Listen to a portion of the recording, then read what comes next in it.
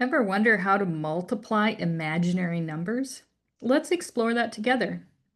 Hi, and welcome to Algebra Examples. My name is Dr. Finch. I have a PhD in mathematics and over 20 years of experience in math education. Thank you to everyone who sent in a question that they want to see answered. If you'd like to see your question answered, please email me at purplefinchmath@gmail.com. All right, let's get into it for the day. We are looking to multiply these two imaginary numbers and simplify the result. Now, remember when we're working with imaginary numbers, we're looking at things that look like a plus bi, where a and b are real numbers, and I is equal to the square root of -1. And we do call that an imaginary number, I. However, it actually is quite alive and useful. Mathematicians didn't think it really existed when they first came up with it. And now we found out that we use it all the time. So if I is equal to the square root of -1, I squared is equal to -1. And this is the one that we're actually going to find pretty useful today. Now, the multiplication that we're going to work with is going to be pretty similar to stuff that we've done in the past. Whenever we have parentheses and we're multiplying two big things together, we are going to start off by distributing.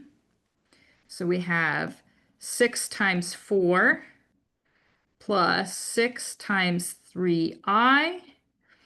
And then we multiply the rest out, distribute that, minus 2i times 4. I'm going to put those both in parentheses, minus 2i times 3i.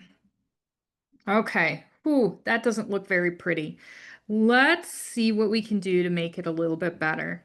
6 times 4 is 24. Thank you, math facts. Plus 6 times 3 is 18. We're just going to keep that I attached to it. Since it's a single I, we're going to leave it as is. Now in our next one, we can group that 2 and that 4 together. So 2 times 4 is going to give us 8. And we're going to tack that I on the back side. For our last bit, 2 times 3 is 6, but then we also have an I times an I.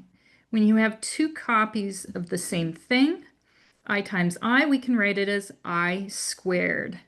Now here's where we come up with that nice little thing that we've recalled. And we said if I is equal to square root of -1, then when we square it, we get a -1. So we're going to replace in our next right up here, 8i, we're going to replace that I squared with a -1. And my 8 looks really funky.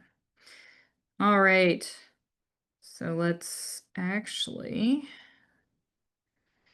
double negative turns into a positive, so we are adding 6. We are going to group like terms. So we are going to take our 24 and our 6, and we're going to put that together on the front. And then we're going to put our 18i and our 8i, and we're going to group that on the back. 24 plus 6 is 30. You'll notice that both of the terms in our second grouping have an I, so we can actually pull an I out. You'll notice that if you redistributed it, you'd find you'd have exactly 18i minus 8i. So we can pull that I out very nicely. And 18 minus 8 is 10. So our solution for this problem is 30 plus 10i. And that's as simplified as our complex numbers get. Hopefully you are not asked to do any sort of division of complex numbers. It is doable, but it is slightly painful to say the least. Thanks for listening.